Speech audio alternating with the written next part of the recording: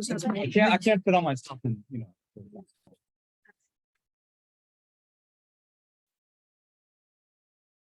Thank you all for coming. We're going to give a couple more minutes for people to filter in. If you're online joining us, we'll get started in a couple minutes.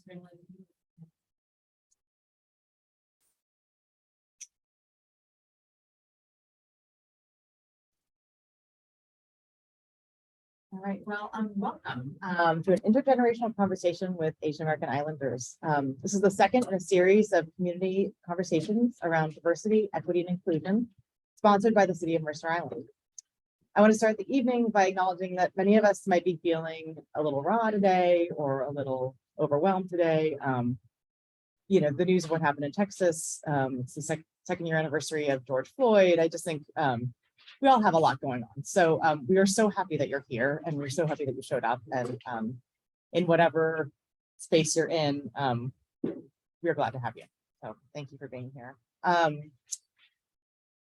So to that end, the series, you know, and I'm also just really grateful because this series is really about connection and community. And so for me, that's a really healing space to be in right now. So thank you for being here. And to that end, the series of events has adopted a set of norms that we ask all of the participants and audience members to adhere to, specifically that this is a safe and respectful learning environment where we lean into discomfort and embrace paradox. We seek thoughtful engagement and community connection, not perfection. Just a brief history of the series. In August of 2020, the council adopted a goals statement with regard to the proposed community listening sessions, which included the intention for sessions to guide future community actions around race, racism, diversity, and inclusion.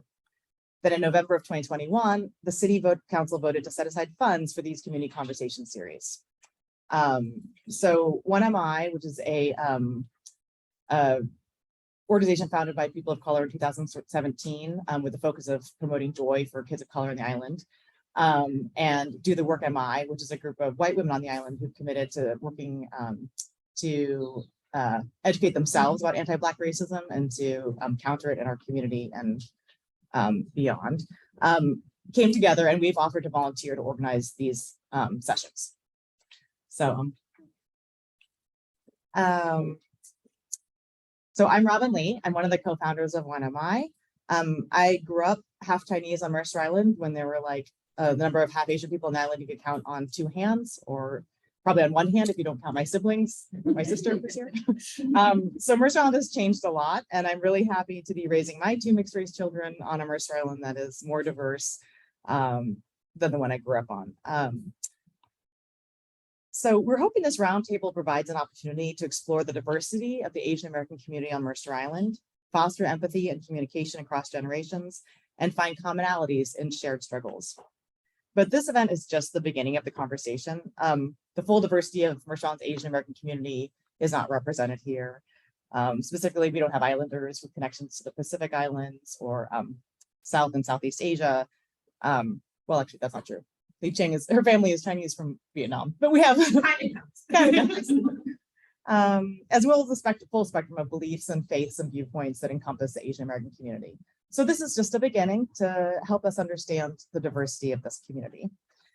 So the history of Asians in the US has been dominated by stereotypes, which has often left Asian Americans feeling invisible or dismissed, or sometimes scapegoated or demonized. But with the self-identified Asian American student body of Mercer Island School District now reaching 25%, it feels really important that as islanders, we intentionally reflect on our own stereotypes about people of Asian descent and recognize the rich diversity and endless potential of these students and of these people in our community. So we're grateful to our partners in this work.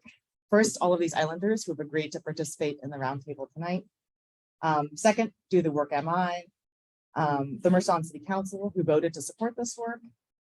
Thank you, Craig, I see you in the audience. And the amazing city staff who helped make Mercer Island such a special place to live. A huge thanks to Meryl Thomas Schapp from the city of Mercer Island, who has been a tireless partner in organizing these events, and Danielle Damashis, my co-organizer from 1MI. And lastly, we would like to recognize the MIHS students of the Education Coalition for Asian American Representation, also known as ECAR, who helped to conceptualize tonight's roundtable. We have with us Garrett Lee, who's a junior at Mercer High School, to tell us a little about ECAR. Garrett? Yeah, So EPAR stands for the Education Coalition for Asian American Representation. We just sorry. And it's a student-run club, which means that we have an advisor, but all of the stuff we do is run by the students themselves. We were formed kind of in a response to the Asian hate that was going around over the COVID pandemic, but also in response to my own experiences as an Asian in the Mercer Island School District, including like moving back from Beijing, which brought with it a lot of culture shock and a lot of like racism towards me and like other Asian peers, even from just like other Asians or other white people at the middle school and the elementary schools. So we believe that like education is pretty transformative. We think that being able to educate yourself on Asian issues is one way that we can combat racism of all kinds, not just Asian hate, but also hate towards like Black people and Latino people and all of the different colors that form our community. So our goal is to educate the community and make Asians and Asian Americans feel represented in their education system and in the people around them. So obviously intergenerational work is really important, which is why we believe that this is a super important event to organize. I know for myself, like my family values are definitely number one in my heart, where I would defend my family with everything I have. And yeah, so we're just super excited and we're thankful for this opportunity. Garrett. And I have to say, I attended some of EPAR's education offerings like over Zoom that they did last year about Asian American history, and they're really wonderful. And so I'm really excited for my kids to go to high school and follow in those footsteps. So and finally, before I introduce our moderator and our roundtable participants, I want to mention a couple housekeeping items. One, we all took a rapid COVID test, so people could be unmasked if they want to, but feel free to wear a mask in the audience if you want. Second, I want to mention for those watching remotely, please feel free to submit questions through the chat online. We have Nancy is going to be monitoring the chat and compiling all the questions to be then asked during our Q&A session after the roundtable. Second, just before the Q&A, we're going to share a link in the chat to an online evaluation form, and we really want to hear back from the community about whether or not these conversations are effective or useful to you. So please look for that link in the chat. And then there's one other thing. Oh yeah, and so for people who are here, we have paper evaluations under your chair for at the end of the event. So now to introductions. Our moderator is Maggie Tai Tucker, who will be switching chairs with me.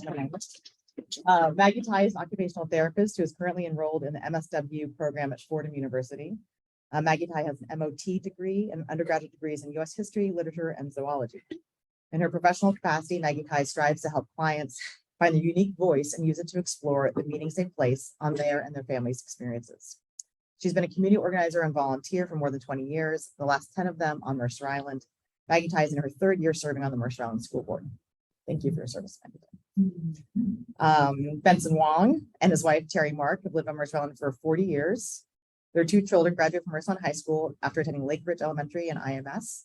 He is an attorney and served 8 years on the Mercer Island City Council, 2014 through 2021, and the last 2 years of which he also served as the mayor of Mercer Island. I thank Benson because he is a lot of the genius behind this series happening came from Benson. Thank you, Benson. Judy Cusacabe has lived on the island since 1972. She's almost 80 years old and was born while her family was incarcerated during World War II because they were of Japanese descent. She works as a community educator, giving presentations on the incarceration of the Japanese and Japanese American because she hates bullying and works to convey the importance of kindness and respect for others. And Judy, I know I missed some of your bio, so you can mention your children and grandchildren are both on the island as well. So. Well, we moved here 50 years ago, and then our children went through the school system, and then have my youngest daughter's children were going through the school system. Except one is at the U right now, and one just graduated early. And I have a great granddaughter, but she's not.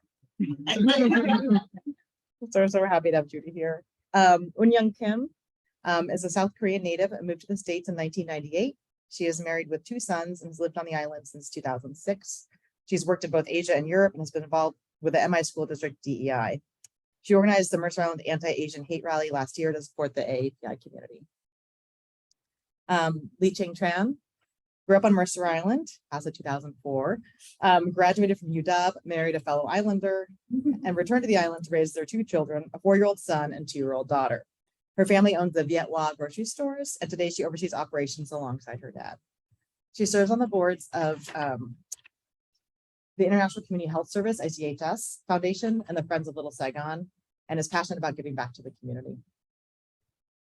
Chang has lived on the island for the last 6 years, prior to which he lived in Singapore for almost 8 years. He worked for Amazon in their global exports and expansion business and has been there since moving back from Singapore. He has 2 sons and a daughter attending IMS and MIHS. I feel woefully underqualified to serve. I have no board positions. Just wait, Ken. Now You everyone's and gonna I. see. So, and then for the younger generation, we have Gio Martinez, is a Filipino MIHS student that has lived on the island since 2016.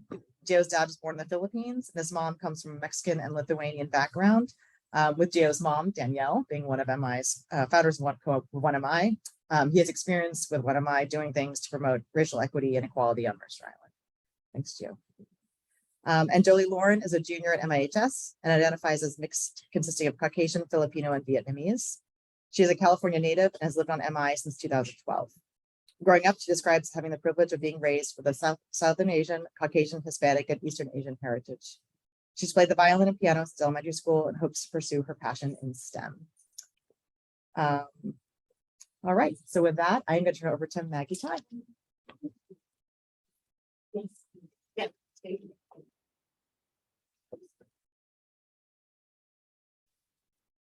Okay.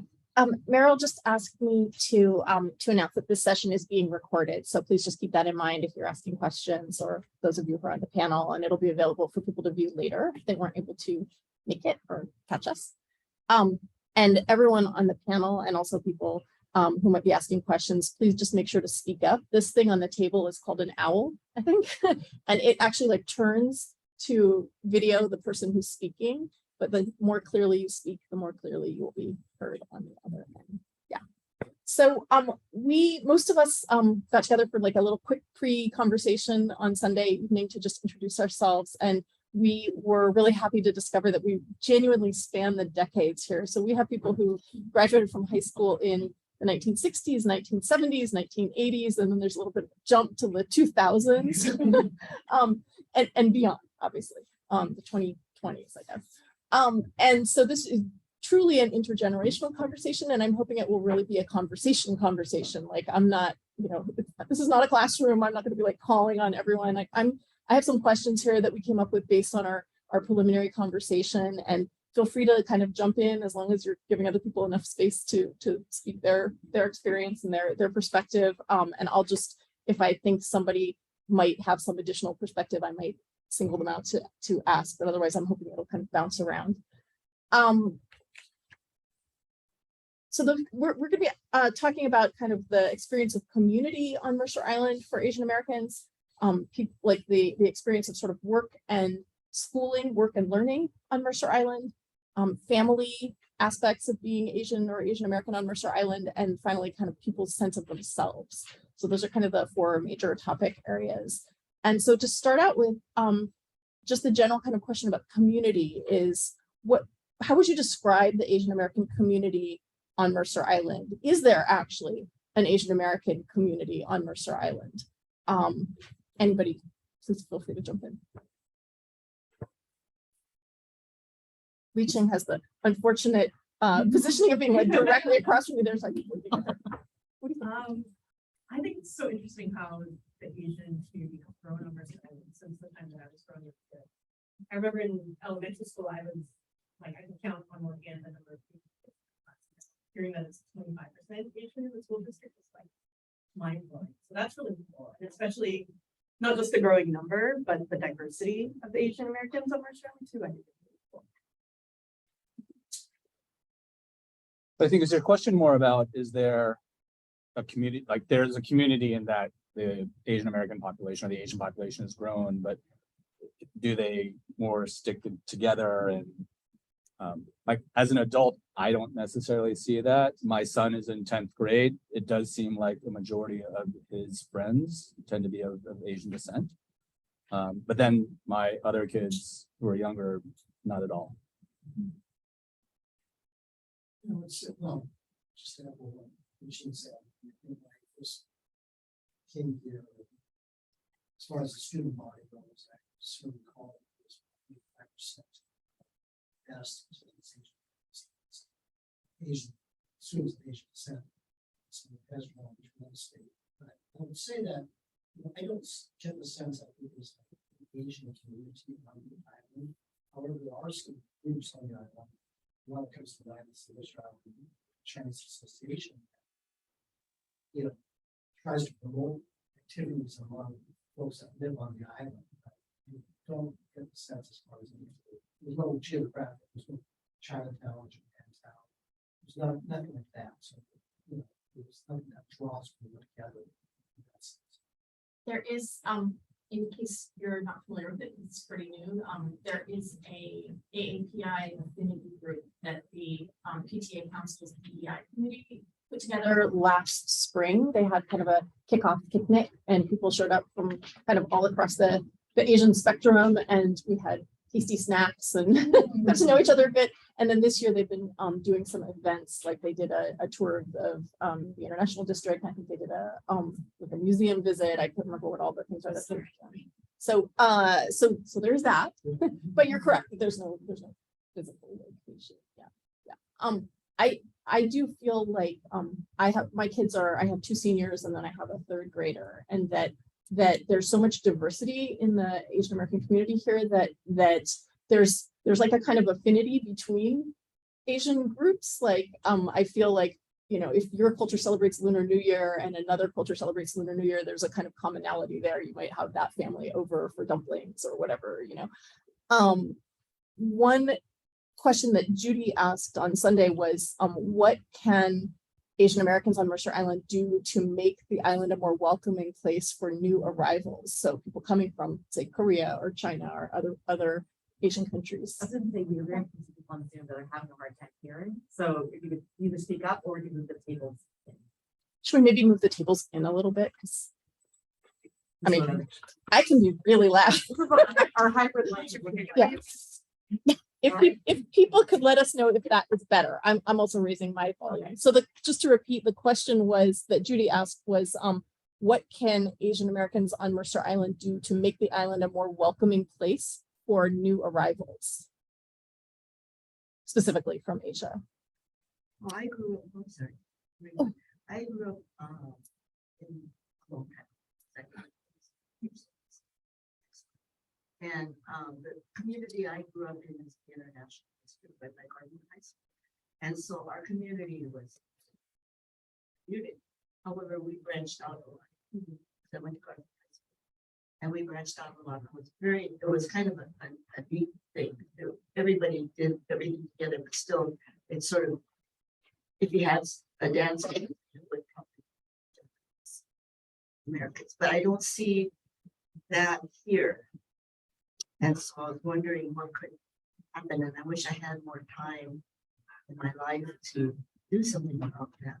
But you know, just anytime I'm a person who likes talking to everybody, and if you see a person that's kind of on the outskirts of things, I would always talk to them and try to make them feel more part of what's going on and feel like they're included. So I think if other people did that too, that would probably help. I personally, I feel like most people move to Mercer Island because of education. So I would assume that anybody who moved here with young family are here for the school. So utilizing the school system. So the current, the AIPI groups that are formed around the schools and all the affinity groups and things like that might be one of the most effective way of welcoming new families, given that school system is what ties us especially when kids are at least they go off to college until that time. So that might be an effective way of greeting people, welcoming people, and giving them the information and resources they need. Can I ask a question, because Can you speak up? I asked a question, I wasn't aware of this particular thing, which is great. But I do recall a couple of years ago, more than a couple of years ago, going to Northwood, where they had this big event that welcomed all new families. Yes, Yeah. we used to do that. This API thing does, because that was a great event. Student organizations that were introduced. Yes. Introduced their organizations. And we can't do that. Yeah. And then there was food and. No, but that's a great idea and I'll pass it along to them. So far it's just been things kind of for people sort of already in the community, but that's a great idea to be at one of those sort of new family welcome events, for example. There have been some outreaches this year, like at the high school, there was a Chinese language event for families that were you involved in organizing that? No, No, but there was I a, was part of that welcoming event. That happened years ago, actually. Yeah. Yeah, it was useful. yeah. So there has been, so that's one idea is for families that aren't familiar with the system here, like the school system here, is to do more events like that. And there was an example of how everyone can help is if there is a family that is new to Mercer Island and also new to the American school system, if they're having trouble, you know, to reach out and lend a hand or introduce them to someone who can help them. Last year we had a thing that happened where a child brought home a ticket from her elementary school from PE class, and it was checked off like respect and something like attention. And she was like, look, I got a special ticket. Like, isn't this great? And the father, who was from South Asia, was like, oh, what did you do? Like, you must be in big trouble, because the ticket didn't actually say that it was a good thing, right? And the child couldn't really explain it. And so the dad posted on, Parents of Mercer Island, and was like, my daughter tells me this is a good thing, but I'm pretty sure it's not. Like, is she lying? And everyone was like, oh, no, it's okay. It's a good thing. But I forwarded that information back to the principal of that school. And the principal was like, oh, like that never even occurred to me. And so within like a week, they had put stickers on all of the papers that were like, yay, congratulations, but that was an example of like being really, I think, responsive to something that we all take for granted, right? Like we know that the kids get tickets for good things. So yeah. Thank you, Judy. Do you think that COVID has impacted the Asian American community on Mercer Island differently than other islanders? And if so, how? I do believe that at the beginning, I heard I heard it from my friend that there was a table full of Asian students at the high school, and someone was walking by, sort of commenting that it was sort of COVID sentiment. And so I think there was that type of sentiment going around at the beginning. So I think that was a little bit of a challenge for some Asian community, and also. Now I think, are you the only Asian wearing a mask at the store kind of issue? I hear that a lot. I talk about it a lot. So perhaps I don't think it's any different from other community, but that's what we talk about in general. I think you get looks now. Like if you go into the super, like I go to Met Market and I happen to be one of very, very few people wearing a mask, you do get a look because.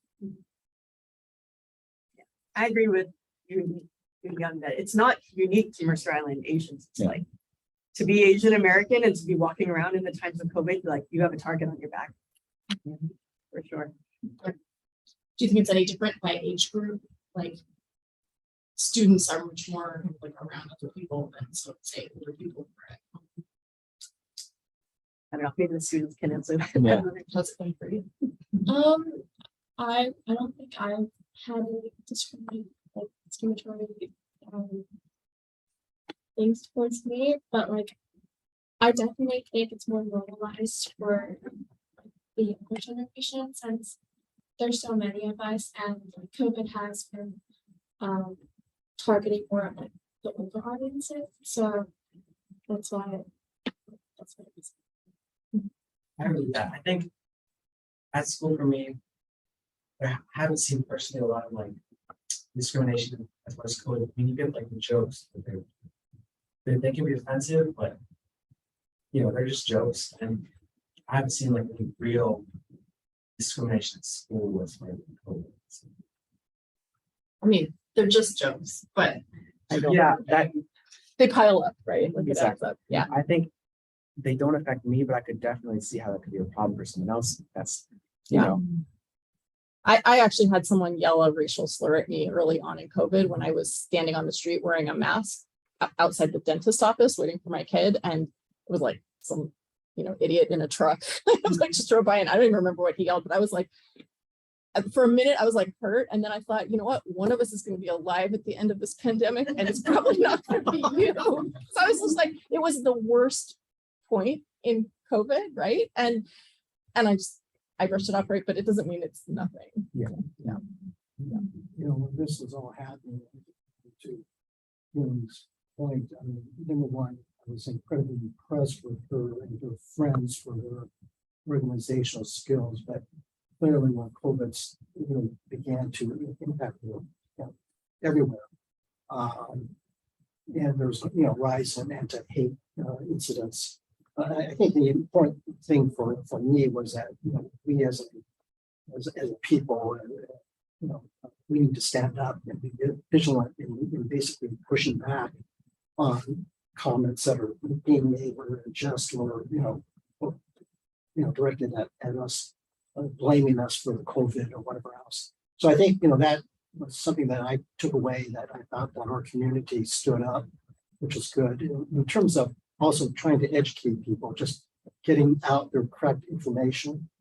And so, and I see Councilmember Reynolds is here in the audience, and I was actually pleased that our city council stood up as well and passed a proclamation, basically, condemning all the anti-hate incidents that were occurring and trying to encourage this community again to promote inclusion and diversity. So, thanks to your friends in particular for getting the signs out, so helping us organize. There was an event that was organized in about 3 hours. Yeah. And everywhere I asked, and I posted all the flyers amongst social media groups and all that. And so many people turned up, and exactly, yes. And the biggest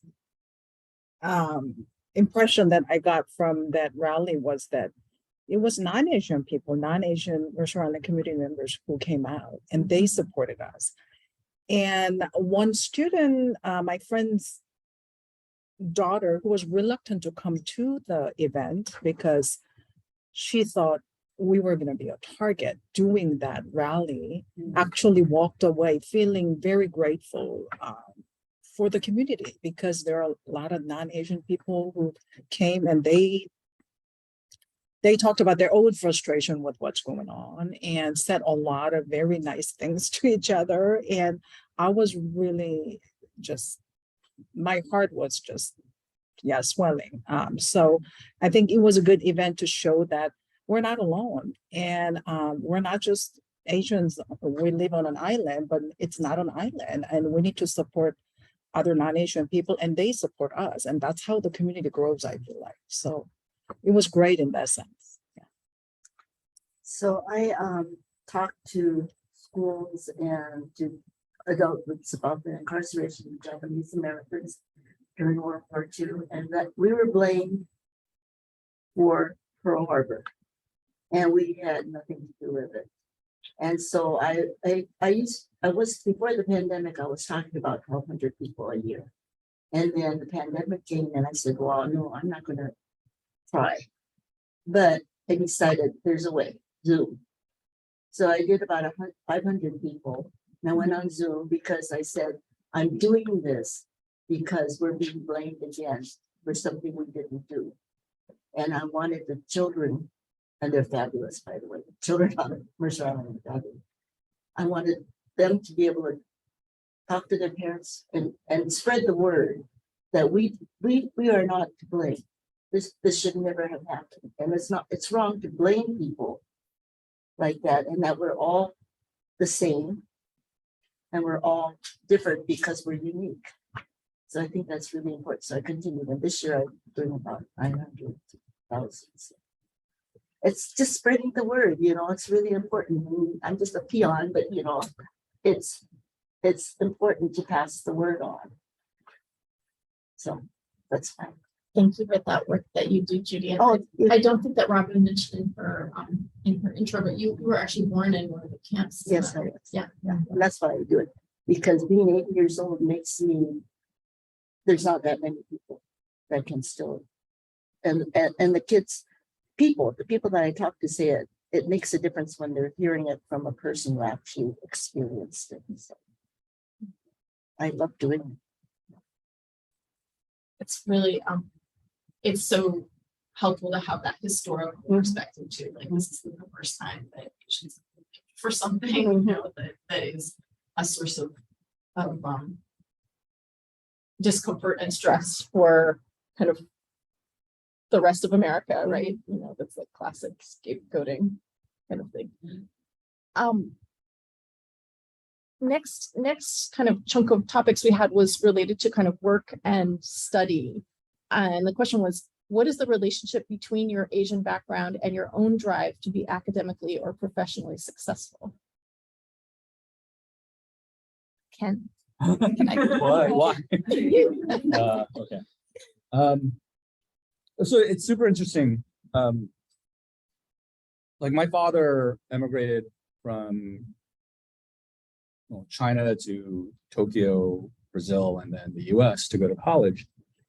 And he was like wickedly smart, double major in mathematics and electrical engineering from the University of Michigan. Got a master's in electrical engineering as well. And then he had my brother and I think we dropped off a little bit from there. So like the interesting thing is my father's very, very Chinese, or was very, very Chinese. But he became quite Western in the way he raised us. And so it wasn't, we didn't have like the Asian tiger mom and my father just standing over us all the time. He wanted us to kind of experience and really kind of set our own way. And so it was different, right? And I saw my friends and kind of what they went through. So I did poorly in school, but I kind of learned from it, and I developed a work ethic because I had to work myself up out of a very entry-level jobs to where I am today. And we have kind of a mix with our kids and how we raise them. Like we want them to kind of self-regulate how they're doing. We don't try to stay on top of them, and sometimes that works. Oftentimes it doesn't. And so sometimes we find that we have to. Like I don't want to say, we're not the typical Asian parents and that we're, they're going to tuition classes until like 7 o'clock at night. But I will say, like, we lived in Singapore for 8 years, and that's all they knew, right? They went to school in the morning and they didn't get home until 8 o'clock at night, because from 3 o'clock until 8 they were in like Taekwondo or taking Chinese or English, and so they didn't question it. Now you try to get them to do anything after school, and they of course question it. So like, I don't know, I think a lot of other Asian families don't do what we do. I mean, we do try to have that balance, and it works sometimes, it works, doesn't work, and it depends on how our kids are. It's really interesting, the story that you're telling, because I think in people's heads, the idea of someone being Asian American is this very simplistic thing. It's like they were in Korea and then they came here. They were in this place and they came here. And in fact, your dad went to Japan, did you say, and then Brazil, and then here, and then you went back to Asia, lived in Singapore, came back. Like we moved to Tokyo, Yeah. Born in New York, then we moved to Texas. Right. Right. And so I think I grew up in a school that had 2 Asian kids. Right. Like this is Texas way back. And then we moved to Tokyo. Then I lived in New Orleans. And like talk about culture shock. Yeah. It's one of those things sorry, just tell a little story. I walked into a restaurant and it's one of those out of the movies where everyone stopped talking. Mm-hmm. Right. And I just happened to be in David Duke's congressional district. I don't know if anyone remembers who David Duke was. He was Grand Wizard of the Klan who ran Oh. for senator or congressman from New Orleans. But it, so Is this academic pressure uniquely Asian in this country, do you feel like? Because you said you raised your kids in Singapore or you live there. lived there, yes. And when you're in Singapore, everybody's doing Singaporean math. So Yeah, when yeah. you're doing that, it's not a big deal. No, When yeah. you're in Korea, everybody's Yeah, doing yeah. whatever they pre-study the subject matter. And then when they go to the classroom, they all nap all day long because they've already covered Yeah. everything the teacher's teaching. So I do believe that when I came here when I was 28, I lived and worked and all of that in Korea. And one thing they taught us at the school is that the only natural resource we have is human resource in this country. We have nothing else. So we need to study hard. We need to get to this economical success as a country. So that was the main drive of it. And when people are in the States, whether they were born here or they came from Asian countries, what is the drive behind it? Are they just carrying their old habit into US? Or if you were born and raised here, how do you get that academic drive and that pressure? Where is that coming from? I'm just curious because I came here as an adult. I think, oh, okay. For me growing up here, the academic expectation for my parents was very high. And so my brothers and I worked really hard to keep our grades up, like straight A's was the expectation. If you know, it's a stereotype, but if we got like a B, that was unacceptable, right? You got to work harder and get your A. And so we did work really hard to do that. And part of it, I think, was because we wanted to excel and do it because that was the expectation. Part of it was that my parents are refugees. They came here, they fled the Vietnam War to come to Seattle. And so I think a lot of that was instilled like, oh, our parents did so much to get here. So we need to work really hard to pay them back for that. And that sticks with me today too. Even with all the academics. Oh, I'm like breaking up, look at it. So that was a big driver for me. And kind of related to that was the stereotype that Asians are really good at school or really good at math and all that stuff. That was tough for me because I feel like all the hard work that I put in was diminished because that expectation was there. I remember this was in like 6th grade or something. There was like, we would do like these pop-up quizzes things, right? The teacher would ask a question, you raise your hand and you answer it right away. And it was a geography question about Asia, like, oh, name the Asian countries from north to south, these things. And I answered it and I got it right. And there was a white student who said, well, that's not fair. She's from Asia. Of course she would get it right. Which is like, I was offended at the time. It's a 6th grader. I was like, I'm from here. I'm not from Asia. I studied and learned that just like you would. So, oh, it's getting emotional. Sorry. Didn't expect that. It's a lot of stuff that you lived and probably like put away and thought about. Or, Yeah. Did you want to? Yeah, I was just gonna say that, you know, stereotype, sort of things, society, film school. Yeah, I think just listening to folks around this table, number one, I think there's a couple of thoughts I have. One of them is that a lot of that stereotype is based on people not realizing that we're all different. You hear all these different stories, and there's nothing really common in them. And I would say that, you know, as a parent, you know, clearly not perfect. I certainly made my intent to try to not put the pressure on my kids. I'm sure they speak that. But nonetheless, it's something I consciously try not to do. You know, as a parent, you know, they simply wanted to provide opportunities so that they could go ahead and do whatever they wanted to do. That's to Ken's point, basically provide paths that, you know, the kids can sort of take.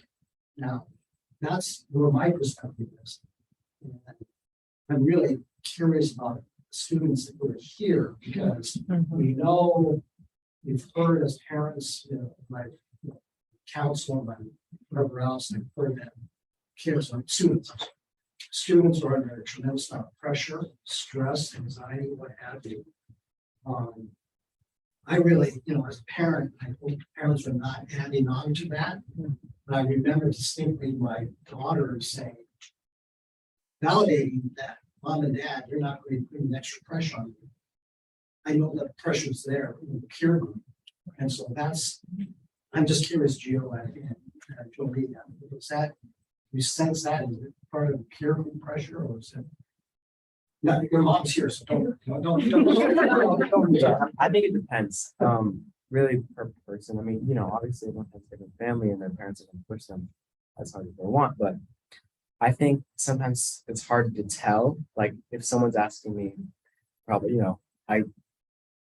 with like in math class, for example, someone asking me like, in my head, kind of in the back of my mind, it's like, are you asking because I'm quiet and I'm Asian or are you asking because you're asking, like, I don't have a lot of friends in my math class and that I don't talk to a lot of people. And so I feel like someone asking me for help is kind of weird. Like, why are you asking your friends? So I don't know, it's like that.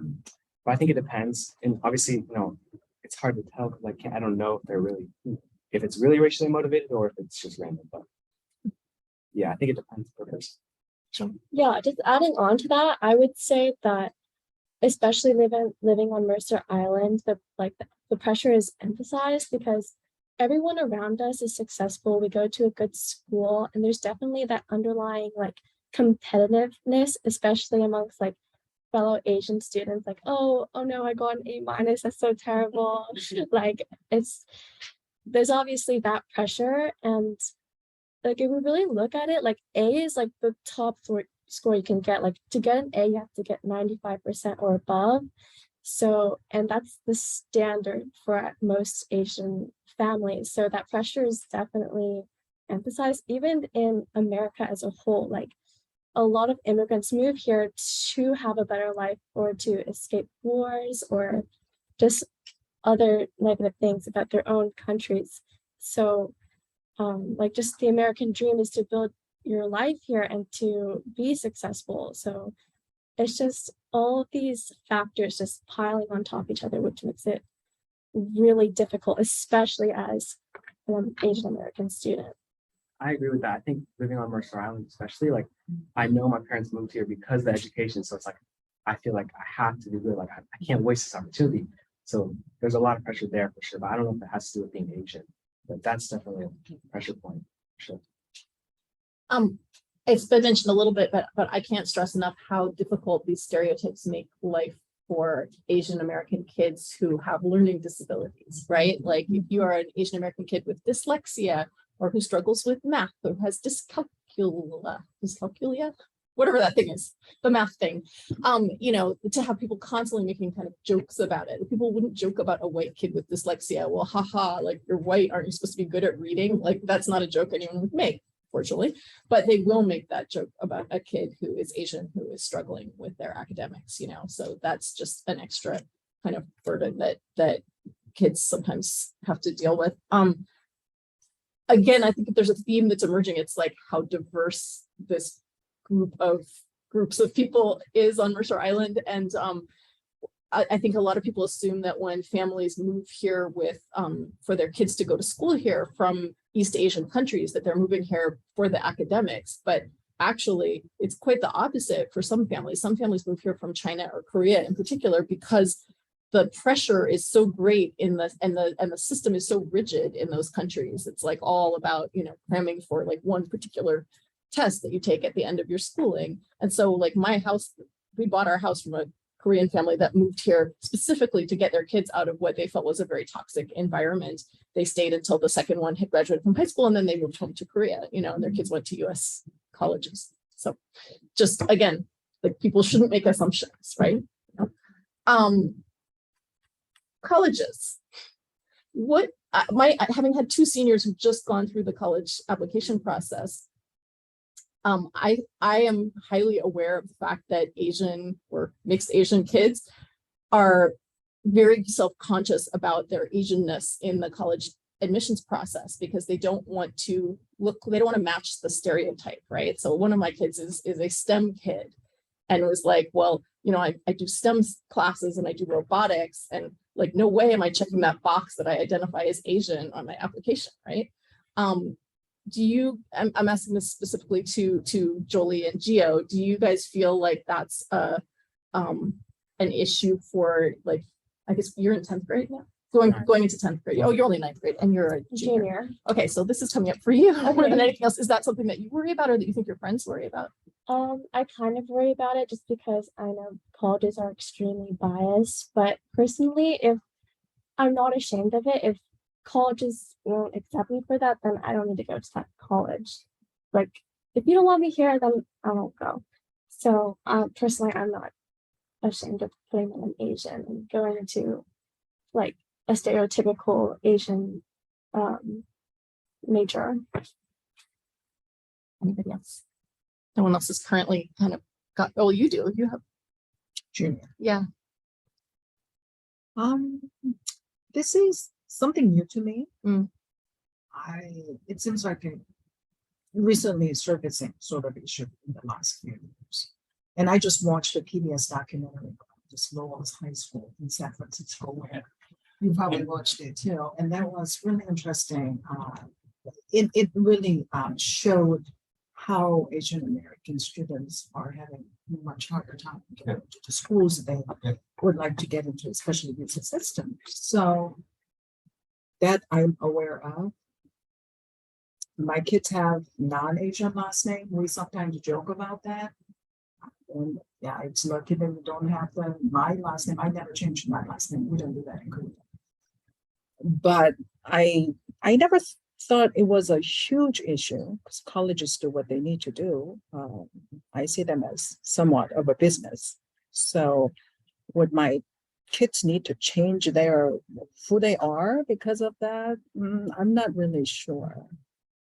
I think for my kids, it just felt like an additional layer of pressure. Like not only Yeah. you have to have good Right. grades, good test scores, good extracurriculars, but they have to be different and They need to quirky be in some somebody way else. that marks them as like not a stereotypical kid, right? So like you don't want to be the kid that is like good at math and science and plays the violin and does robotics. You want to be the kid that like juggles flaming chainsaws while riding on a unicycle because that's not a stereotypical Asian thing to do. So you need to be. It's like no you need to pressure. be Asian, but non-Asian. Right. Isn't that a constant struggle? It It is, You need to assimilate, or but not not. too much. Yeah. Not too much. Isn't that always a hard balance? Yeah. Like there are certain schools, like Berkeley, for instance, being Asian counts against you, absolutely. right? And that's where my son wants to go. So we will change his name.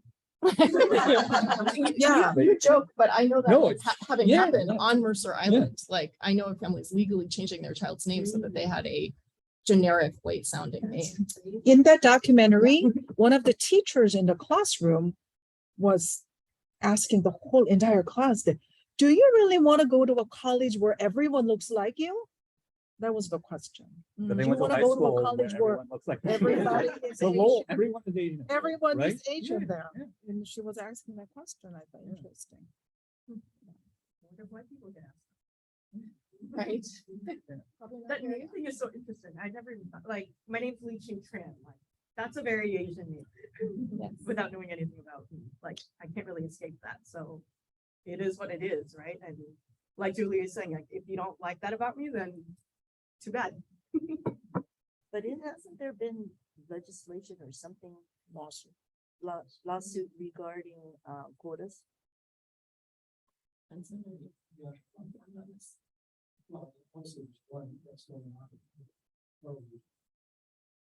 There's a lawsuit by Asian American students.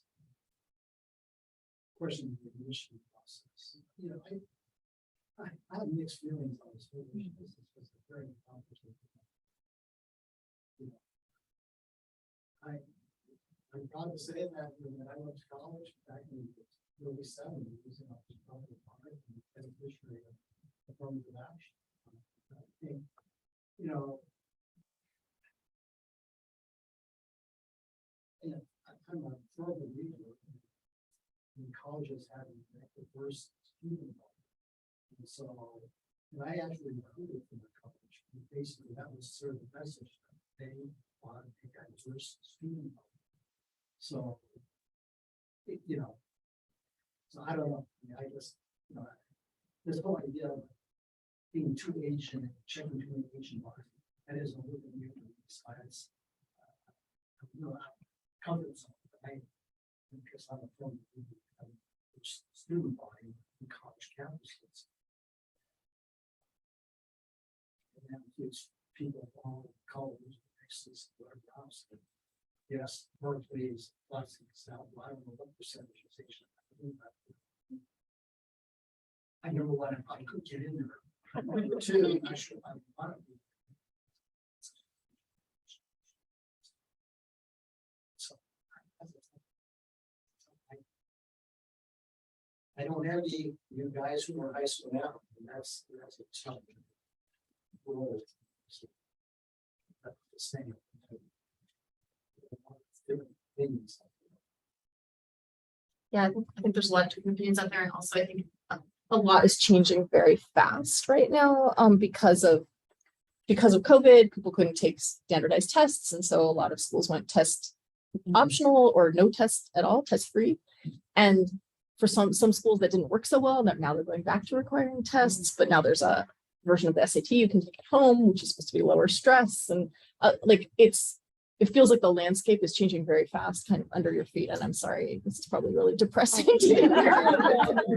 Okay, yeah.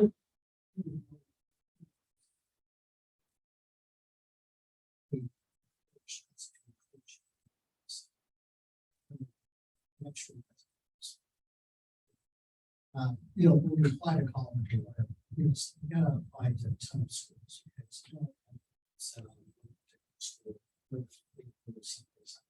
It's gotta be a wide cap. And the other thing is, there are a ton of great schools, you know. And I've seen studies where, you know, just going, you know, as far as success, it's the grad school that actually is more important than undergrad. It's just, I mean, I guess my word of advice, such as it is, don't think you have to go to like, you know, deep college to it's not true. So go to a lot of great schools, and obviously money is a consideration. That's quite different from the private schools. That's, you don't have that. That was not a word for me as much as it is for you guys. So, Save all your stress for grad school is my takeaway. yeah, exactly. We could easily go down a rabbit hole here where I would be very happy to talk about college admissions for the next hour and a half, but maybe that is a topic for another panel, another day. Well, you know, my oldest grandson graduated from Washington University, not the right school or anything. And he has succeeded after that. He got his dream job and he coached football along with his dream job. And now he's in a big accounting firm and he gets workouts.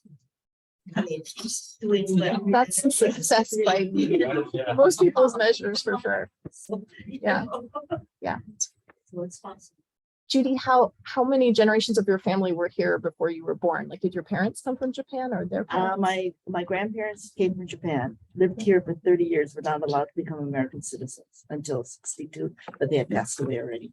Then my parents, and then me. And then, so we have 6 generations in our family. Oh, wow. Yeah. My father came from Japan, but then he went back to Japan. So he only ever lived in the US as an expat. 200 or 300 families as cousins and families. Wow. All in Washington State? All in this area. No, they live California, a couple in Hawaii, but it's basically Washington and California, Interesting. and we're close. Huh. And that's a big, That's awesome. good thing. It's really big. We talked about pressure on kids in terms of academics, but this is a more broad question, which is, do you think your ethnic heritage impacts your parenting style? Or in the case of those who are not parents here, do you think it's impacted your parents' parenting style? Absolutely. Yeah. In what way? You parent the way maybe there can be two different situations. You don't want to be your parent, or you parent the way you were parented. But there are some core values that are very Asian, or certain behavior that's Asian. Even taking off your shoes in the house, I had some friends who were very reluctant to do that, and I had to tell them this is what we do. That's how kids are born. So those little things can be very Asian. Parenting wise, I had to reinvent the whole parenting book here because I came here as an adult and I didn't have any families around. So I sort of had to do what American people do. That was my assimilation effort, just reading Jod Gottman's parenting book and all of this so that I don't parent like my Asian parent parented me was my goal. And so I think it's been a constant progress of not really a process of trying to fit into what people do here. And having done that for over 20 years here, I feel like maybe I've lost some of my Koreanness in a way, because I went to a very Korean organization not too long ago. I was recruited to volunteer there, but one of the main person introduced me to other people that, oh, she's not really that kind of traditional Korean. And I was like, that's interesting. But maybe that's what happens when you're in a place where you spend as much time that you spend in your own home country. And maybe this is not the dilemma you two ever experienced because you were born here. But I always felt like I'm a visitor. And there was someone on the island years ago, very interesting running there. Oh, you go back to your country. And I truly felt like, even though I'm an American citizen and I gave up my own Korean citizenship to acquire that, I felt like, oh, I got to go back.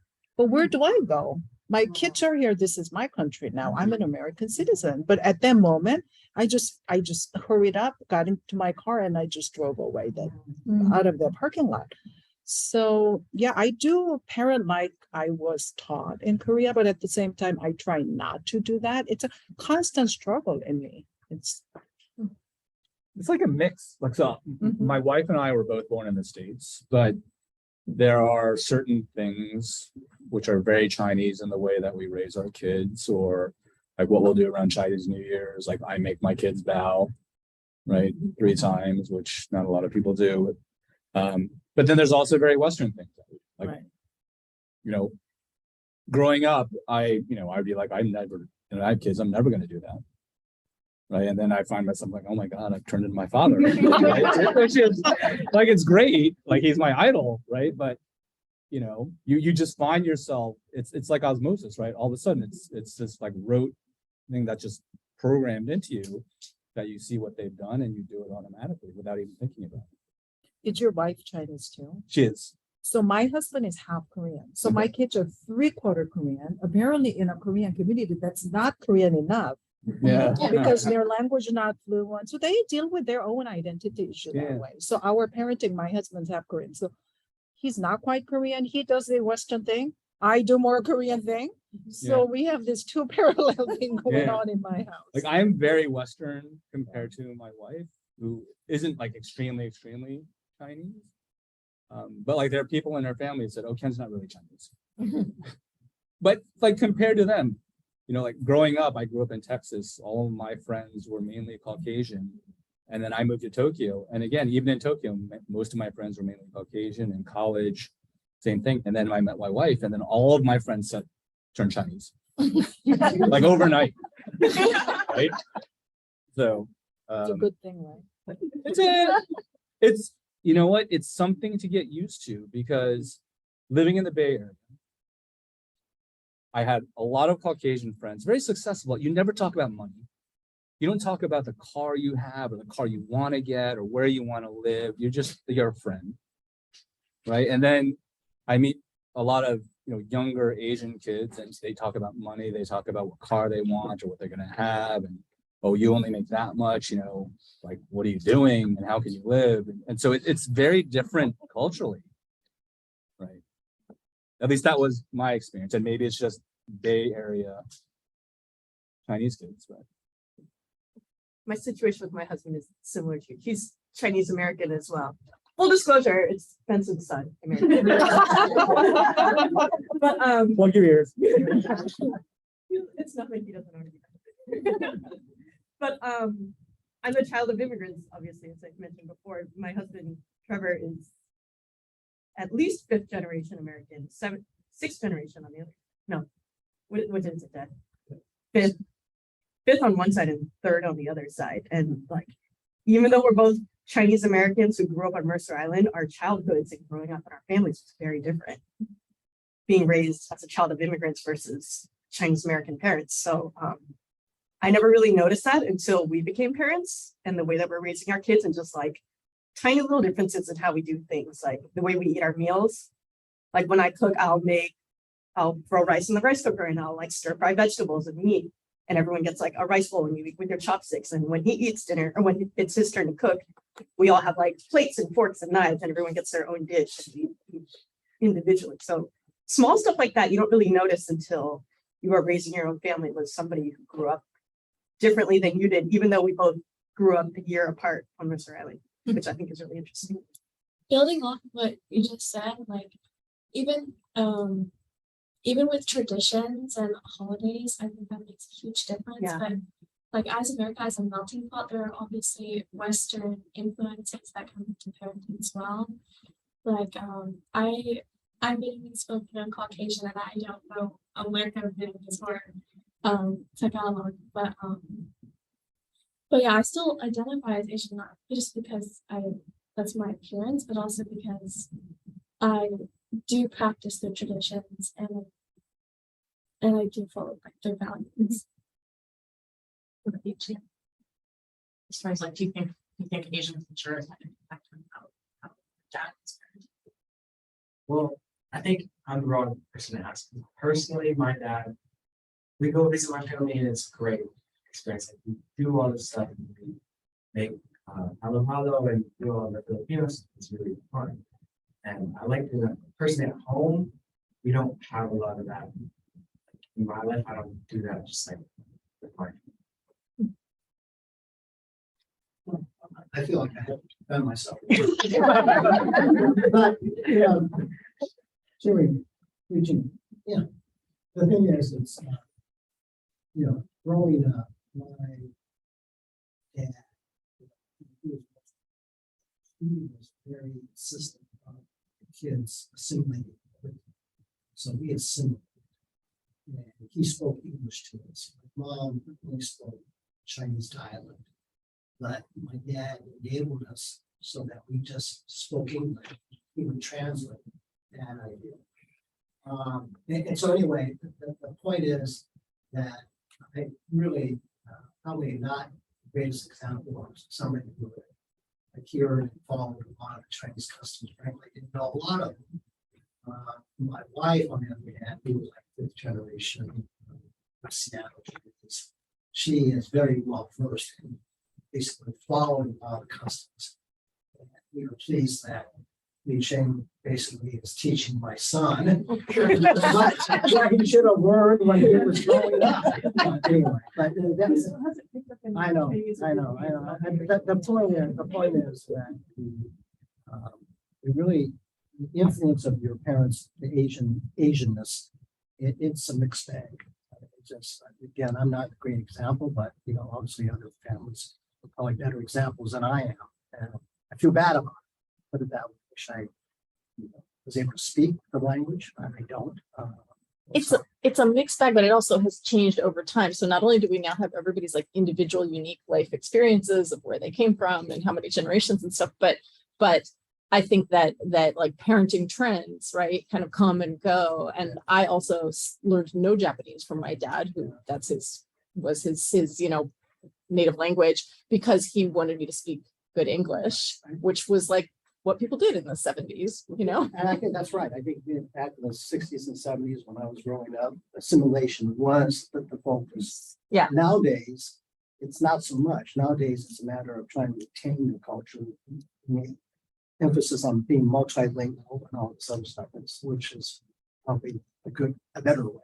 But how about, Oh, sorry. oh no, how about social aspect? Because I hear from my Asian friends that, oh, do you allow your kids to drink after a certain age when they're in high school? Some white parents are doing that. Non-Asian people are more lenient on, can my son have a girlfriend in middle school? And that kind of a different parenting style. We talk about it a lot as an Asian. I don't know if you ever noticed that. So in terms of the parenting, just going back to the parenting point of view, I mean, my parents were super strict. You never talk about anything but school and just worshiping your ancestors and parents. There's no commonality between your parent and you. That's how I grew up. So if I have an issue, I'm not going to call my mom and talk about it. I would talk to my friend. But Your we parents are are not your friends. never, we Yeah. do not want to be friends. Yeah. But in this You want to country, get close. right? Don't get too close. And then in this country, there is a perception that you gotta be the best friend to your kid, and that's the good parenting. So I feel like some Asians are under that pressure that we need to be that. Like, how do we do that without breaking the norms that we, value? So I felt like that's a constant conversation we have in our Asian chat group that, yeah, do you allow this at this age? Do you need to do this? Or does everybody do this? And do we need to? So that kind of parenting difference, definitely there is that. Also sleepovers. Sleepover, huge. For like a 5-year. Never got to go to sleepovers. Yeah. Yeah. Never. Like one.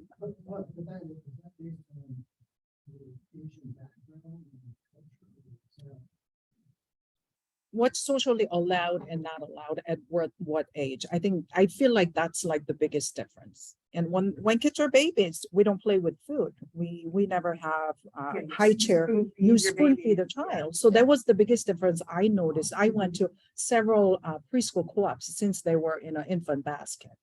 There was the parenting class I took years and years, and you go there, kids play with their food. Mhm. In Asian culture, they never do that. But in that setting, I thought, well, that's for their creativity and everything. It's great. So I sort of assimilated and I started doing it. So those are little things. That's how I parented, but my parents would have never allowed me to. My mom and I get into arguments about that. When my kids were learning how to eat with utensils, she'd want to make them like a bowl of congee and put the ground meat and stuff and like sit them in the high chair and spoon feed them. And I would say like, no, let them like pick up the spoon themselves. They know how to do it. Let them do it themselves. She's like, no, they eat more if you spoon feed them. So let me just feed them. So at some point you have to pick your battles, right? That's a classic intergenerational conflict. And I work with a lot of families, Chinese, and we're in when I was living in Shanghai. For 5 years as an occupational therapist. And I saw that conflict all the time because if you're raising your children in a more Western fashion, you're really emphasizing independence and doing things for yourself. Yeah.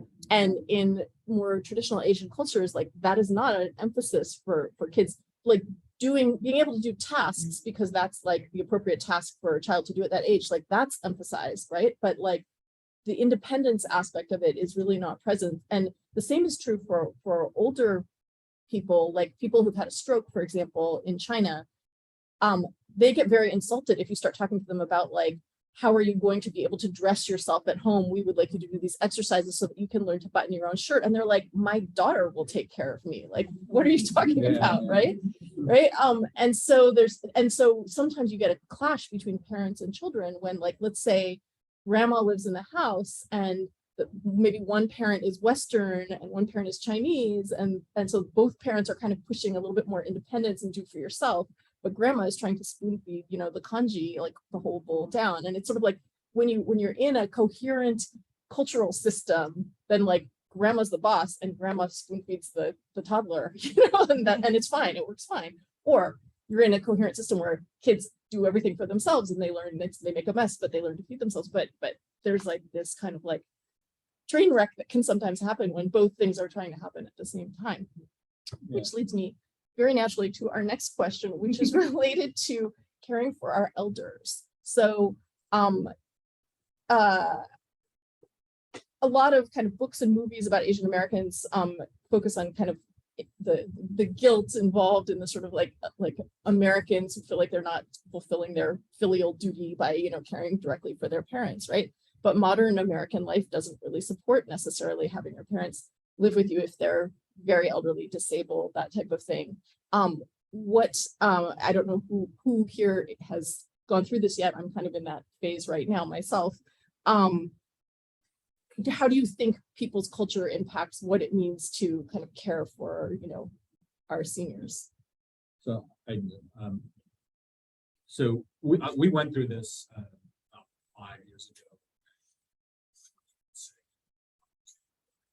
And we have Singapore at the time, and so there's not a lot that we can do. But my brother decided, and my mother also decided it'd be the best thing to be an assisted living center outside of Houston, Texas. But if it was me, like, there's no question, they would be living with me and I would be taking care of them. And my wife had also said, yes, we will take care of them. But with my brother, and my brother's, like, I'm quite Western, my brother's much more. But so they lived in an assisted living, like an apartment. But I think the interesting thing is my mother had always said to me that I do not want to live with you. In a Chinese household, you cannot have two women in the same house and expect them to get along, right? Because it's your house, but I will want to rule the house. And so we will have conflict. But anyway, but like, when we were actually moving back from Singapore and like we were going to come and have my father live with us, but it just didn't work out. He passed away, but it was like without question. And actually, after my mother passed away, we were in the process of trying to get him to move to Singapore, but it's just like his Medicaid wouldn't have covered him, and we had all these issues, and it was just best that he stay in the States because of its pre-existing conditions. But like without a question, we would have done that. So. Well, I met the elderly at the end of this, and I don't know where they learned it. Well, they learned it from their mother, but then the mother must have learned it from me, who I learned it from but they take care of me. And they take such good care of me. My grandkids they play baseball, so I bring a bunch of stuff down to the field and they make sure they get it back to my car and they load it into the car, and everybody's just amazed at this. But they do it without rolling their eyes, or because they think that this is what's supposed to do. And I'm thinking, am I that old already? But I just walk along with my purse, and sometimes my other one carries my purse. I just walk along, and I appreciate it. But I think it kind of came from my mom and my attention to them, that generation. And so I think it just happens. It happens. They learn from it. And it isn't a chore. It's never a chore, which is good. So yeah, things do happen.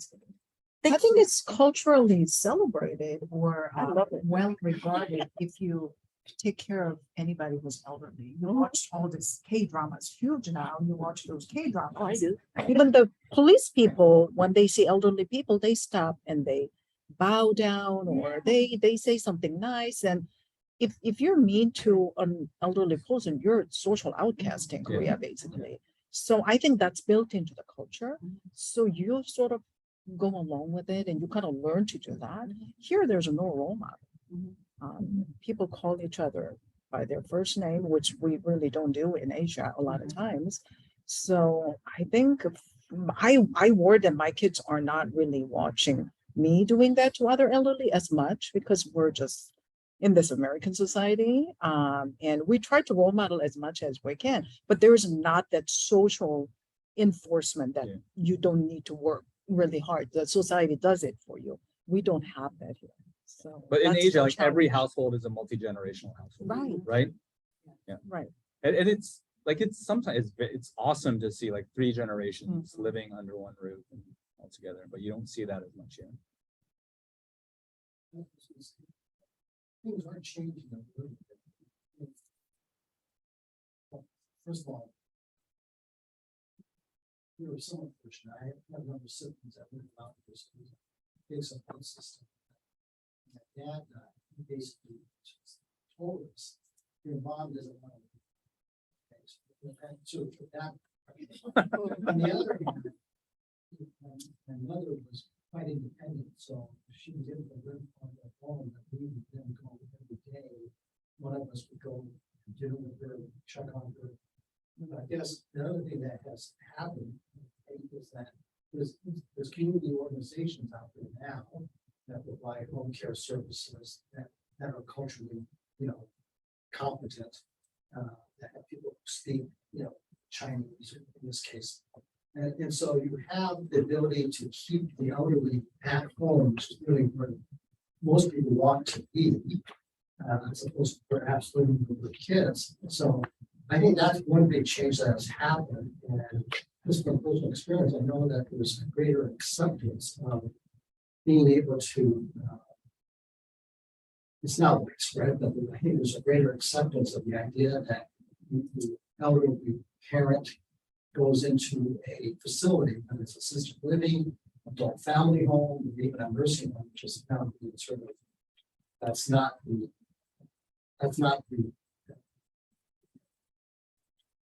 preferred way.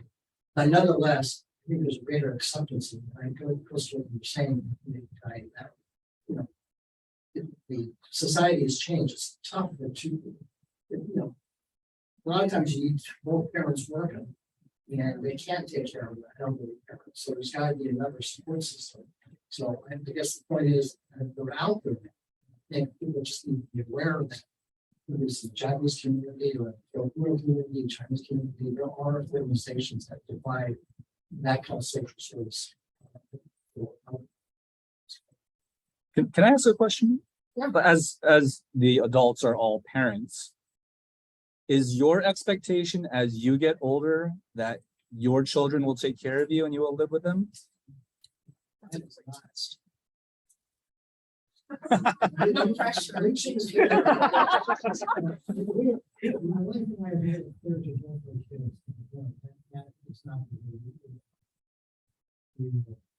Take care of ourselves to the best we can. Yeah. Expectation.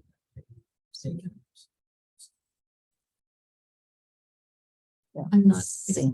I'm not expecting. No, me neither.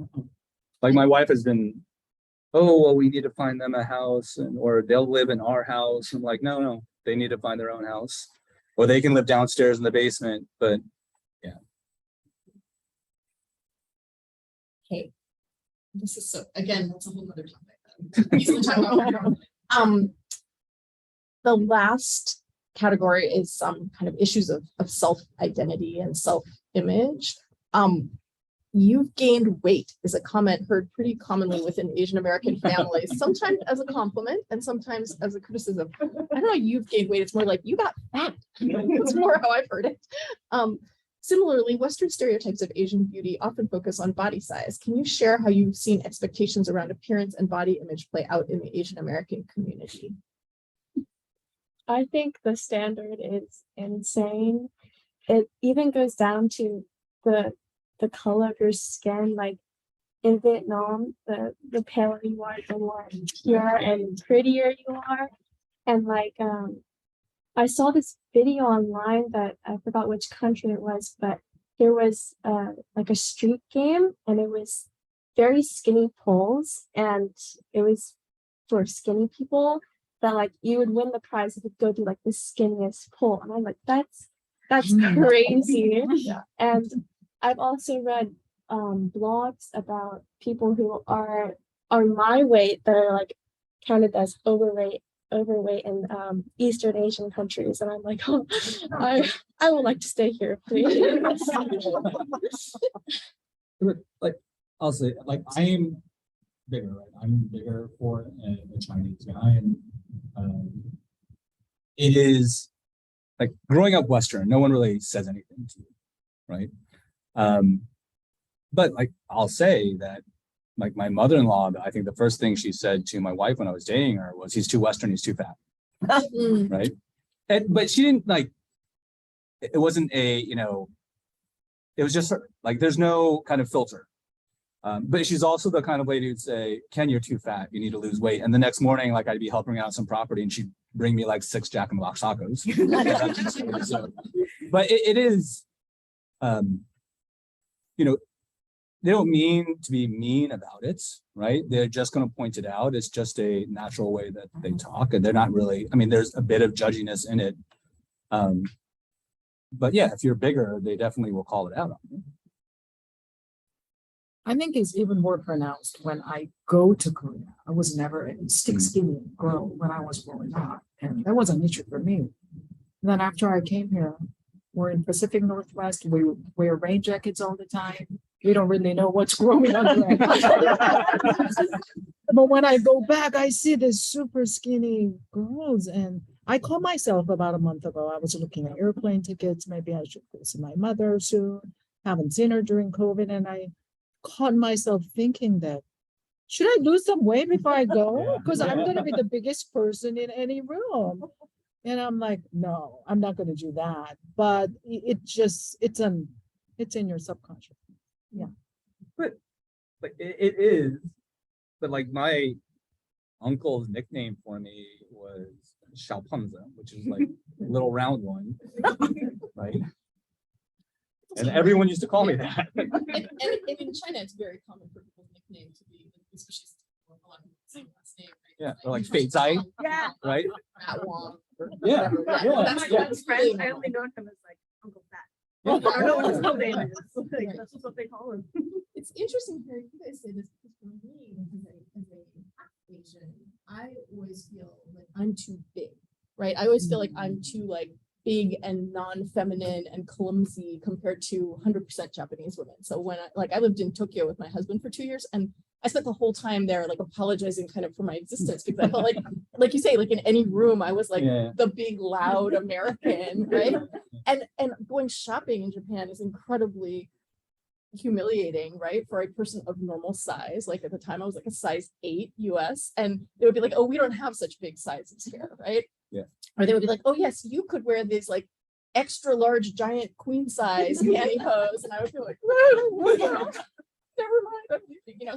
So that has always been my experience. So it's interesting to hear people who are not mixed having that same feeling. So I think it's not just a question of like American, like white American expectations that Asians are all like slim and so forth. It's an Asian expectation as well.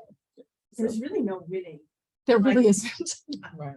Like I've been back to Vietnam, they'll comment on like my super pale skin because I'm just naturally super pale. But when I'm here, like you want to be tan, it's better to look tan. So you like put the bronzer on and all the self tanner, you sit in the sun and get skin cancer. Like, it's terrible. And like I've always been super slender. That's just my body type. That's my mom's body type that I got from her. And on the flip side, they're like, oh, you're so skinny. Why are you so skinny? Are you starving yourself? Why don't you eat more? Like, there's really no winning. You can't be too skinny or too fat or too pale or too dark or whatever. I don't know if it's like that for guys, but for girls, there's really no winning. I think that I think it probably is like that for guys. Like it sounds like there's definitely more boys and young men having eating disorders in Japan, at least that I've read about, and certainly in this country. I think those pressures do exist as well, unfortunately. And I think all the social media and all the videos, TikToks, and so forth, those things don't help either. And those things are often heavily edited. And I just did a paper for my master's in social work where looking at the effects of social media on people's body image. Like they had women take a survey, a quick like self-assessment survey of like what their body type was and stuff, and then they had them either interact on social media with a family member, like click and say something positive about a family member, or interact on a celebrity's page or like a model's page, and then like 15 minutes later they had to fill out the same assessment, and their self-esteem had taken a nosedive in that short like single 2 or 3 like clicks, so interesting. Okay. Robin told me, do we need to switch to questions? I want to get content for questions. Yeah. But I just want to say, thank you guys so much for sharing this. And I just think that it's really, I think the first question about whether or not we have to be on Mercer Island, I feel like we have more now because of you all sharing. So I really appreciate. Especially because some of these things are like there is like trauma, right? That is there from experiences, and I just really appreciate the honesty. And bravery that you all show. So thank you for that. So for people who are online, there's a link in the chat now for the evaluation. If you have to go during the Q&A, please fill it out before you log off.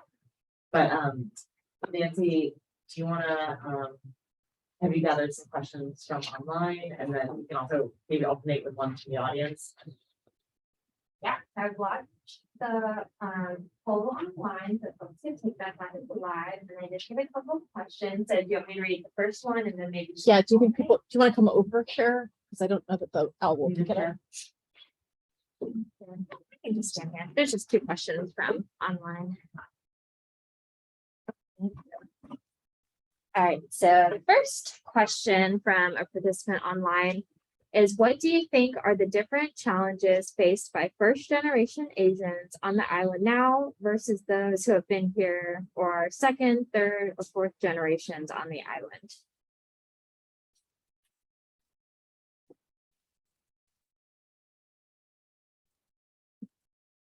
I guess I can speak to that now that I'm raising kids on the island, having grown up on the island myself.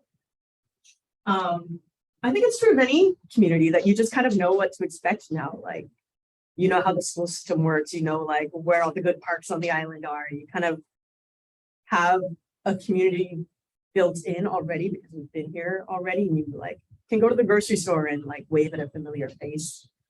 I imagine that's the same as any other community. You know, if you're new to a place, you don't know anybody, it's really easy to feel isolated without, you know, seeing people you know and knowing how things kind of work in the city where you live. But do you think it's easier, like growing up in the island where there were fewer Asians versus your kids growing up where there are many more? And you think it's like more, like it's not as difficult fitting in or for them versus you? It's a good question. I don't know about difficult fitting in. I think they'll have an easier time having 2 parents who grew up on the island. Okay. Definitely. And just kind of having the expectation of like, this is the way the schools work. And like, we know these people, we know like your grandpa's the mayor of Mercer Island, like they'll be fine. You know? I mean, also some people, I mean, everyone here, I'm not a native English speaker. I learn English probably starting in middle school, basically.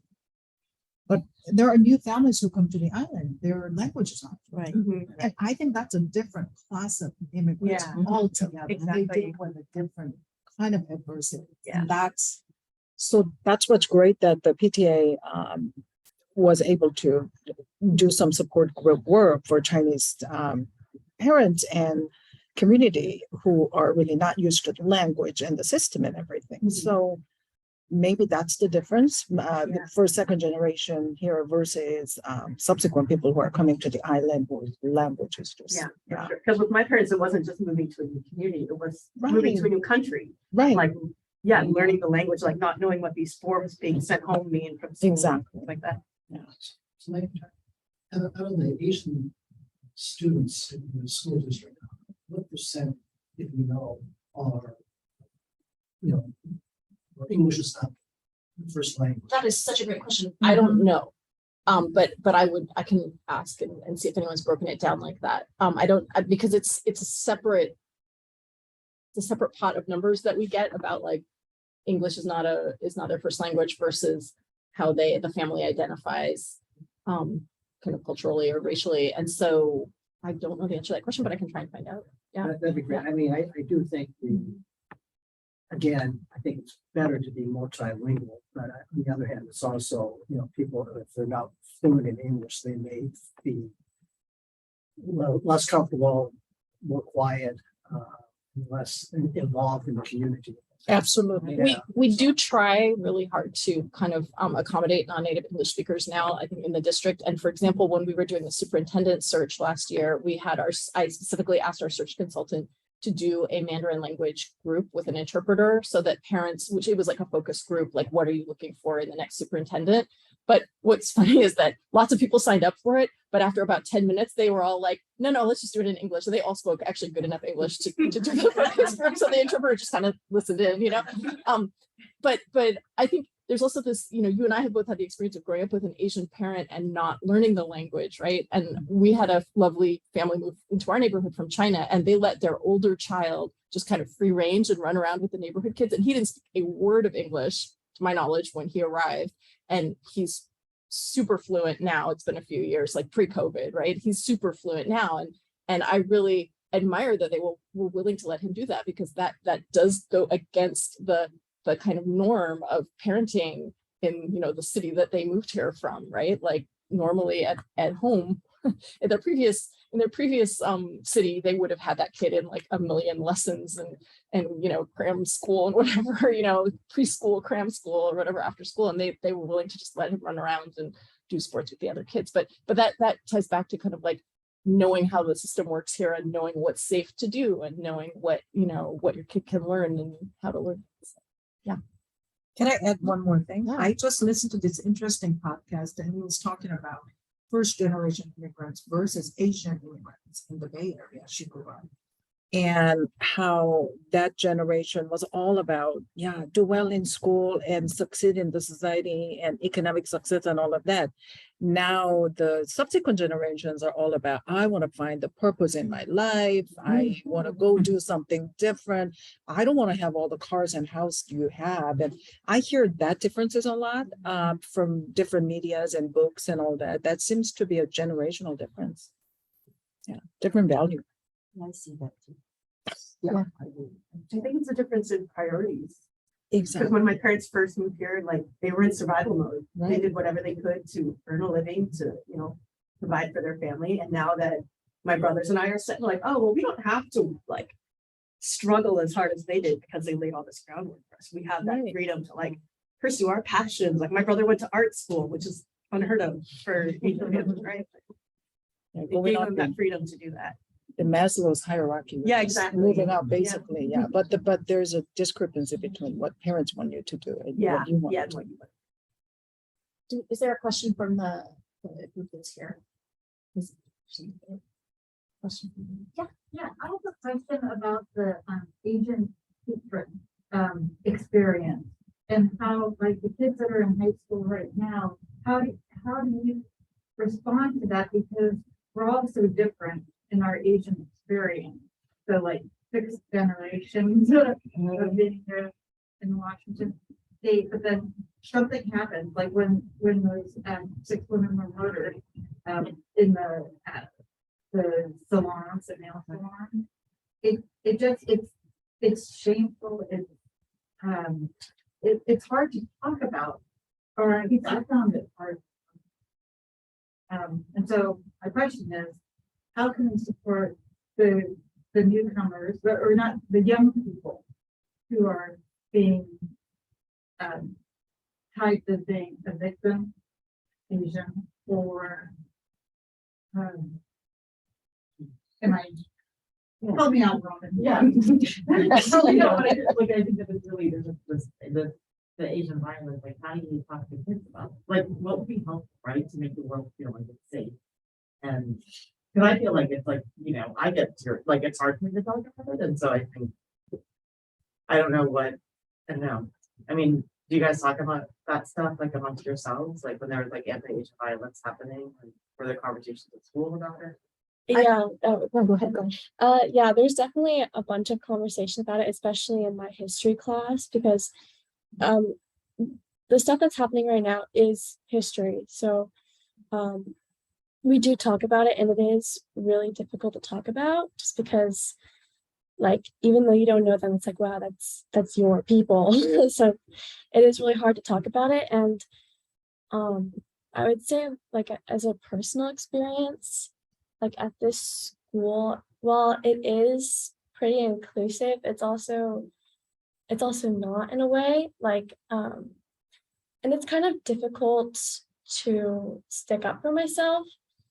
And like, I know that's also a stereotype that like Asian women can't stick up for themselves, but it is really difficult when it's another person of color talking down on you, and it's very, like, a very highly respected person at the school too. So I haven't figured out how I would deal with that yet, but I'm not the only one. I've talked to my friends about it too. So I think we're gonna do something about it. But I don't know how I would do something about it just because like he's so highly respected and I don't know how to do it, so that's just my personal experience. That would be somebody who is, saying that Asian violence, needs to be, managed, like we need to, that we need to be protected, or? It was more like saying that Asians have the same privileges as white people. And I thought that was not it. Yeah. I do think that we as adults can do a better job of modeling what Benson was saying earlier about speaking back and making corrections, right? Like I was talking to someone about how like in the Pacific Northwest, if we talk about slavery, it's primarily like Asians who are trafficked. And so like, especially modern times, like all of the trafficking is people from Asia. And so like, I think, or not all, but a lot of the trafficking in Seattle is people from Asia. And so people are like sort of like weighing like historical experiences, like in Seattle, Asian people have experienced a lot of trauma around slavery that has not been discovered or talked about. And I think because we don't teach a lot of Asian American history in schools, which is why EPAR is so great, a lot of people just don't know, right? So they just think like, oh, like Asian people are basically like white people and things are pretty good for them. And just because there isn't a lot of education about Asian American history. So like, that's why doing your work is so important. Well, one of the schools I talked to was Washington Middle School. And when I was talking there, there was a African American lady there that would ask a lot of questions. And she was like an assistant. And she came up to me and she said, I'm sorry I asked you a question. I said, oh no, I welcome that. And she said, sometimes when you endure, adversity, you don't realize that other people also do. So that was one of my favorite experiences. I was also going to say that Judy's work is so super important because for me, as a parent of a younger child, like my youngest is 9, when incidents like you mentioned happen, I refer back to the incarceration of Japanese Americans because that's something we've talked about in our household. We have family friends that lived in the camps as children, that kind of thing, lost family members in the camps. And so I'm able to say this is another example of someone doing an injustice based on just someone's appearance and what they're like assuming about them. And so it's like, I feel like with younger kids, especially if you have these kind of like linchpin understandings of certain things that have happened in history, that you can kind of build on those These understandings. kids are amazing. They really get it. And I once talked to a first grade, which is, it had to be really short. And this little boy in the corner stood up at the end and he said, I wish you didn't have to go to those camps. In first grade, and the teachers told me later, this little boy was Asian. This little boy has hardly ever talked. So the empathy, is really important. And he will probably remember. Absolutely. And use it in his life. So I just, Well, I think it's important to know that it's not like a hierarchy of who has suffered the most, but I think that we can have boundless compassion and empathy by being curious about each other. And it's not about ranking who has suffered the most, right? I think it's acknowledging, I feel like the struggle you're describing as a parent when you're talking about this just awful incident, I think it's not just talking about that particular incident. It's how we tell them that things are going to change or there are certain things progressing to a way that it's going to be safer. I think that's maybe a struggle as a parent because you don't want to just drop the bomb and make them feel scared of the world they're living in. So our job is usually to, hey, look at this side as well. So maybe we need to be a little more aware of what resources, what progress is, what's out there that's happening that we don't see except this news item. Maybe that would help because I think that's my struggle. I try to find something else to buffer that when I have that kind of conversation. Otherwise, it's just too dark and scary for kids. I ended with talking about the Civil Liberties Act and the apology that we got from the President of the United States and how important that apology was. because it gave us back our, our honor. You had a question. Oh, yes, Judy, I'm wondering if you, ever made a presentation or something to Mercer Island. I walked out to all the fourth graders on Mercer Island. And I've been doing this for several years, but I talked to high schools and middle schools. There are also two really wonderful graphic novels now about that period in history. yes. So if people haven't seen them, like as an adult, like seriously go out and buy these books. At least one of them. Which ones are you talking? There's the George Takei one, and then there's another one. I don't remember who the author is, but it's Facing the Mountain? no, I don't even know that. Oh, James Daniel Brown, Okay, no. who wrote Boys in the Boat. Oh, yeah, great. Yeah, so it's really well Nice. done. It's very. Okay, I will do that. Thank you. And we have one more question from online if we want to just finish up with that. Yeah, it's a hopefully straightforward one. What is the name of the documentary on PBS that you mentioned earlier? I better look it up. There's multiple ones. There's another one, It's a Asian series. Americans, Yeah. right? Oh, the Lowell, Yeah. I forgot. You Google it. PBS. If you just Google Lowell High School PBS, Lowell? LOWEL. Oh, Yeah, that's right. Yeah, it's That's called right. Tri-Harder. Yeah.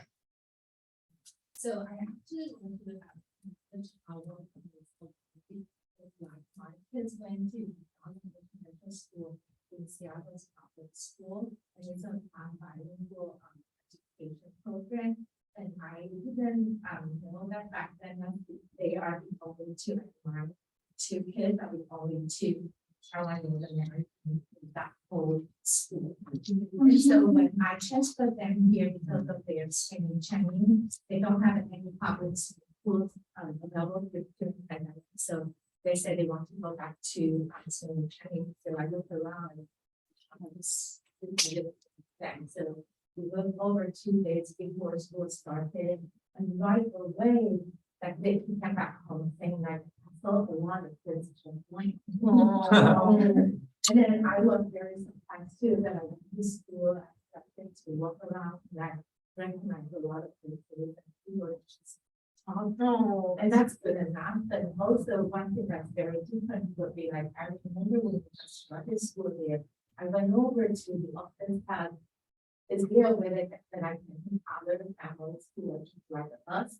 And then they say, no, and that's the only thing that they told me. But like over here, it's always like, what else did I can do for you? Let me know what there's survive. And I went to like a coffee time, so I went to cafe. And it's just like so amazing. And people will just talk to you even when you grocery shop.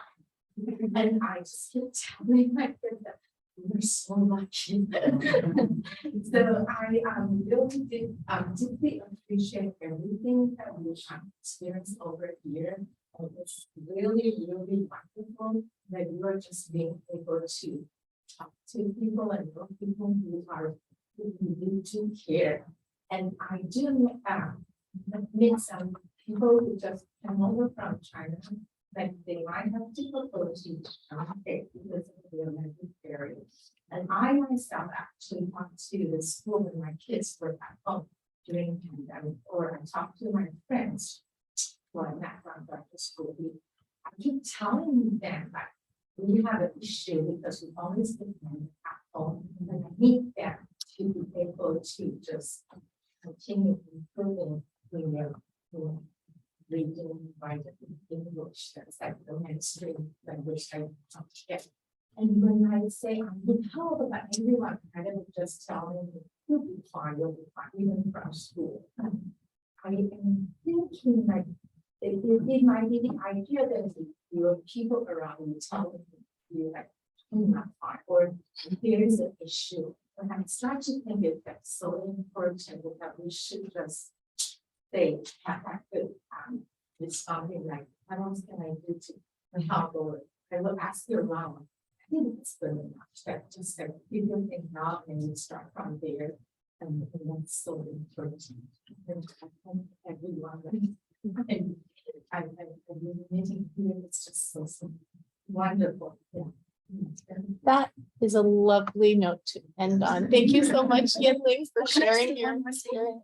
Can I say one more thing? Yeah. I visit the Mercer Island schools, elementary schools every year, all of them. And you will be so happy. They're getting a great education, but they're also learning social skills, kindness, caring.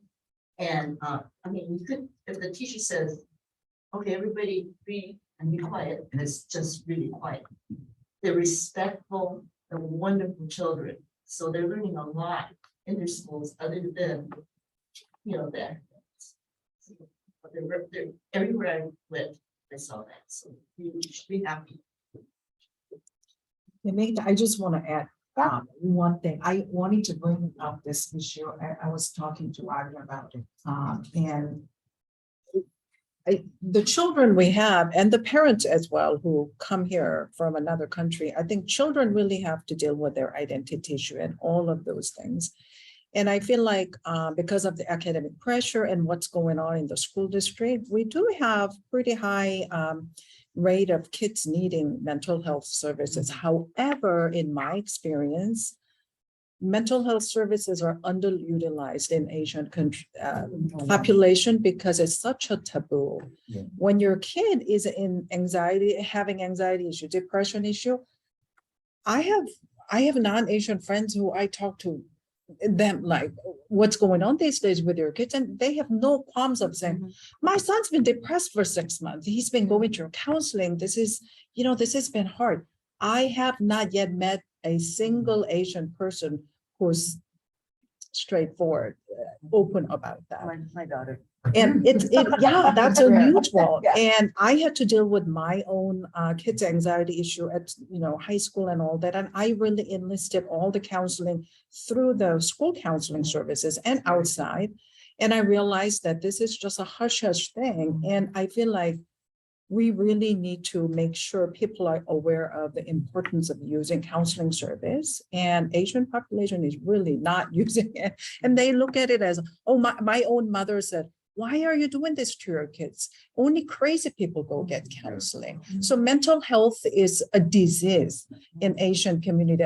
That's how they view it. But I think there's so much benefit we can reap from seeking out this help. So if your kid is stressed out and all of that, any new family I meet on the island from other countries, I say, do you know every school has this amazing counselors? If your kid is struggling, they're getting bullied or whatever cultural difference that's causing them stress, go talk to them. They will help you. So I just really want Asian community and minority community in general to go out and seek more mental health services. I'm really glad that you mentioned that. And we That's also great. have Mercer Island Youth and Family Services. which Absolutely. can be a resource for adults and for seniors if Yeah. they're willing to try it. I think again, as we said in the beginning, this is the beginning of a conversation, and I think that would actually be a great focus on mental health. Thank you, Becky Tai. Thank you, everyone. Thank you. for participating. We're so much-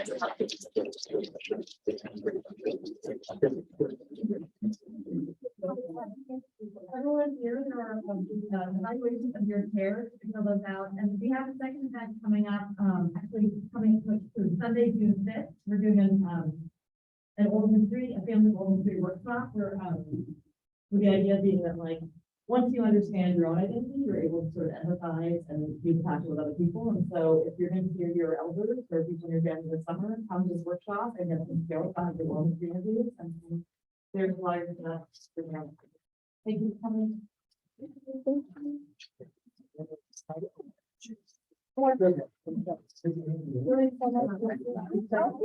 I think so. Any regard to everything, my brain. Very nice to meet you. I hope that was helpful. I hope I did not embarrass one. I know I didn't embarrass my wife. Too many stories. My husband watching it at home with everybody. My in-laws. Yeah.